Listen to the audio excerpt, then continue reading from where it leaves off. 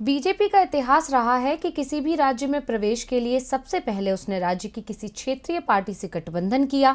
इसके बाद अपने गठबंधन सहयोगी को कमजोर कर खुद को राज्य में स्थापित कर लिया। हरियाणा, गोवा, ओडिशा जैसे कई राज्यों में बीजेपी ने इसी रणनीति पर काम किया और अब पूर्वोत्तर में भी बीजेपी इसी नीति पर आगे बढ़ रही है। बीजेपी के निशाने पर विपक्षी दल नहीं बल्कि उसके सहयोगी ही बने हुए हैं।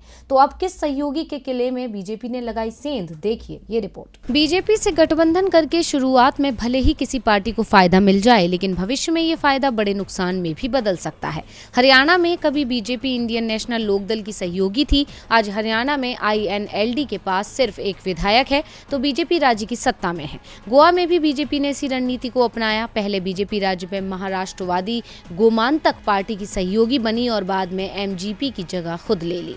गोवा फॉरवर्ड पार्टी के साथ भी बीजेपी ने ऐसा ही किया। दरअसल बीजेपी ने गठबंधन सहयोगी दलों के आधार में बड़ी सेंधमारी कर उन्हें कमजोर कर दिया और अब ये रणनीति बीजेपी पूर्वोत्तर के राज्यों में अपना रही है। असम में असम गण परिषद को कमजोर कर आज बीजेपी राज्य की सत्ता में पहुंच चुकी है। अरुणाचल प्रदेश में बीजेपी ने अपनी सहयोगी जनता दल यूनाइटेड में सेंध लगा दी और उसके विधायकों को अपने पाले में कर लिया और अब बीजेपी की सहयोगी दलों को कमजोर करने की रणनीति का नया शिकार बनी है नेशनल पीपुल्स पार्टी यानी NPP। मणिपुर में NPP बीजेपी सरकार की सहयोगी है।